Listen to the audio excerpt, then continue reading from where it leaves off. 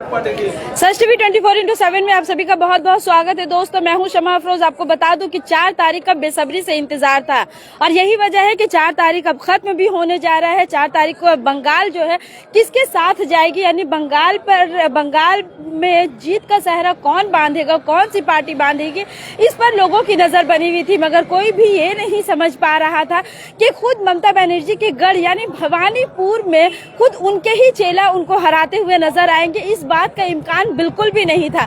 मगर चूंकि 2 सीट बहुत ज्यादा हॉट सीट में माना जाता था, क्योंकि दोनों सीट पर शुभेंदु अधिकारी ने जंग लड़ी थी, यानी कि वोट इलेक्शन लड़ा था। एक नंदीग्राम और दूसरा भवानीपुर।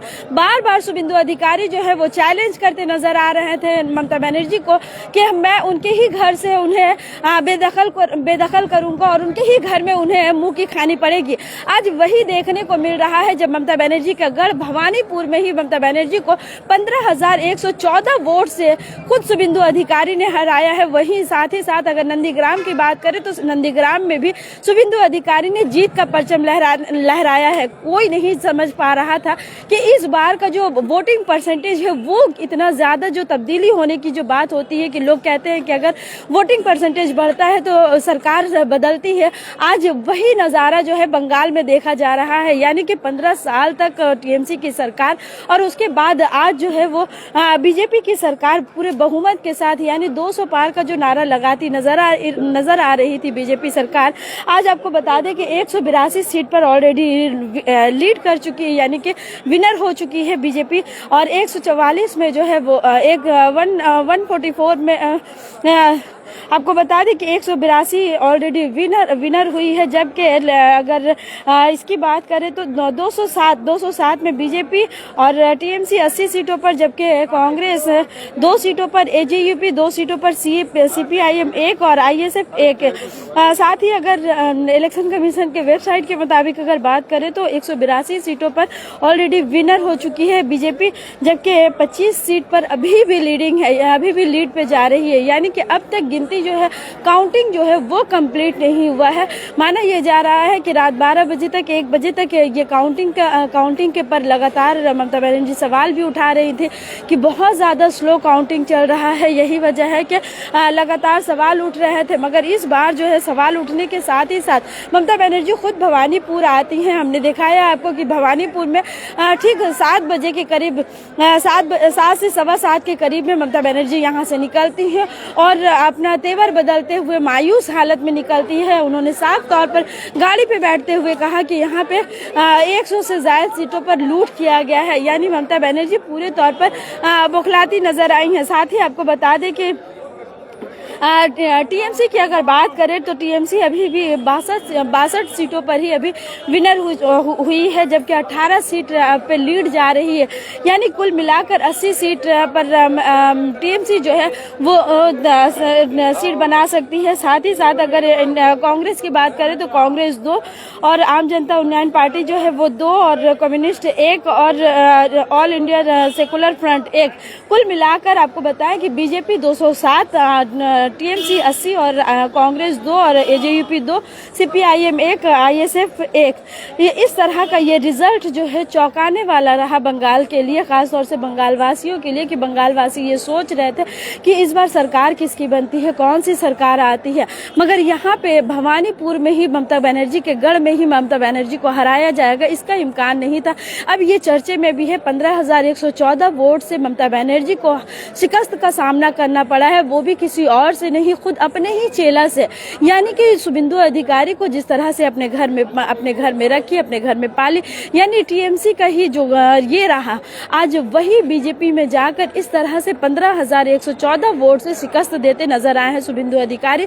भवानीपुर के शेखावत मेमोरियल स्कूल से अभी उन्होंने प्रेस ब्रीफ करते हुए साफ तौर पर विक्ट्री का निशान दिखाया, साथ ही साथ सर्टिफिकेट भी दिखाया और साफ तौर पर कहा है कि इस बार जो है बंगाल में भाजपा की सरकार पूरे बहुमत हिम्मत के साथ आई है और यहाँ के डेवलपमेंट की जिम्मेदारी यानी कि सबसे बड़ी चुनौती ये बीजेपी ने दिया है कि इस बार जिन जिन लोगों ने करप्शन किया है, खास तौर से टीएमसी में, या जो लोग भी इलीगल, उन लोगों को अल्टीमेटम भी दे दिया गया है। आज ही अल्टीमेटम भी दे दिया गया है कि वो अब होश में रहे, वरना अब उनको किस तरह से आपने देखा कि गृह मंत्री अमित शाह ने किस तरह से कहा था कि 4 तारीख के बाद जो है वो उल्टा लटकाकर उन्हें सजा दी जाएगी। अब वो सजा के लिए तैयार रहे।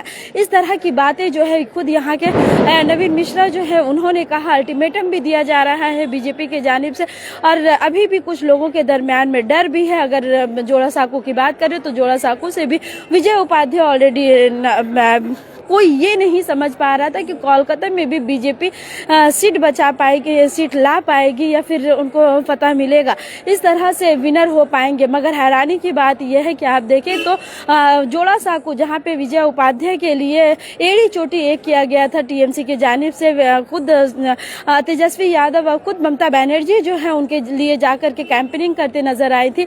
मगर आज विजय उपाध्याय को हराने के लिए विजय ओझा सामने आए और 5,500 वोट से तकरीबन उन्होंने विजय ओझा ने विजय उपाध्याय को शिकस्त देते हुए नजर आए। वहीं अगर काशीपुर की बात करें तो काशीपुर के भी कैंडिडेट बीजेपी के कैंडिडेट विनर हुए हैं और साफ तौर पर कहा है कि काशीपुर की जनता हमारे साथ है। काशीपुर में जो बदलाव होनी चाहिए थी वो बदलाव नहीं हो पाया। उन तमाम बदलाव के लिए अब भारतीय जनता पार्टी जमकर कदम रखेगी और जमकर कदम रखी है। इसके ये आगे के लिए हम लोग एक लाहे अमल भी तैयार करेंगे। वहीं अगर तापस राय की बात करें तो तापस राय जो कि पहली बार इलेक्शन नहीं लड़े, टीएमसी में भी एक तरह से एक ये रहा कि टीएमसी में भी उनका एक पकड़ रहा। मगर फिर भी आपको बता दें कि टीएमसी में जो इस तरह से पकड़ बनाए रखा उन्होंने और अब बीजेपी से भी वो विनर हुए हैं, वो सोच भी नहीं पा रहे थे। मगर चूंकि यहाँ पे सिर्फ कोलकाता नहीं यानी शहर एरिया नहीं, आपको अगर बता दूं कि पूर्व मेदिनीपुर, पश्चिम मेदिनीपुर, मालदा, मुर्शिदाबाद यानी कुछ ऐसे जिला है जहाँ पे पूरे तौर पे टीएमसी का सोपड़ा ही साफ हुआ है। इस तरह का इलेक्शन का रिजल्ट आएगा ये किसी को भी इम्कान नहीं था। हालांकि ये और बात रही कि इलेक्शन के फौरन बाद ही जो है चमागोइयां शुरू हो गई थी। कोई भी ये नहीं बता पा रहा था कि सरकार किसकी बनने वाली है, क्योंकि इससे पहले बिहार इलेक्शन भी हम देख चुके थे कि बिहार इलेक्शन में क्या हुआ। मगर बंगाल के लिए भी इसी तरह के लोग ये कह रहे थे कि कांटे का टक्कर जरूर है, किसी की भी सरकार बन सकती है। यानी एक तरफ जहां लोग टीएमसी के बारे में कह रहे थे, वहीं दूसरी जानी बीजेपी के बारे में भी कह रहे थे। मगर बीजेपी का 200 का नारा इतना ज्यादा सही साबित होगा, ये इम्कान लगाना, ये तवक्को से ज्यादा सीट लेना, ये सबसे बड़ी बात रही है इस बार बंगाल के लिए, क्योंकि सबकी नजर बंगाल पे पड़ी हुई थी। और बंगाल बार बार कहा जा रहा था कि बंगाल जो है वो हिंदुस्तान को जो दिशा दिखाएगी वही दिशा आगे की तरफ जाएगा। मगर यहाँ भाजपा ने दिखा दिया कि इस बार जो है जोड़ा फूल को हटाकर कमल को खिलाया गया है। अब देखना ये होगा कि ये कमल कितना ज्यादा रंग लाता है। चूंकि आपको बता दूं कि किस तरह से यहाँ पर जोड़ा फूल के साथ ही साथ कमल का जो मामला रहा है, वो चाहे यूपी में रहा हो या बिहार में रहा हो, किस तरह से गरीबों पर बुलडोजर चलाया गया, उनके घर को मिटाया गया और बेरोजगारों को और बेरोजगार किया गया। यानी एक कम्युनिटी को टारगेट बनाया जा रहा था। मगर यहाँ अब देखने वाली बात होगी कि एसआईआर का जो असर रहा, कुल मिलाकर एसआईआर के असर में कहीं ना कहीं इलेक्शन कमीशन भाजपा पूरे तौर पर सक्सेस हो पाई है और आज तकरीबन 207 सीटों के साथ अपना सत्ता पे विराजमान होने जा रही है। हमारे इस वीडियो को ज्यादा से ज्यादा शेयर कीजिए। इसी तरह के न्यूट्रल खबर के लिए सच टीवी 24/7 को सपोर्ट कीजिए।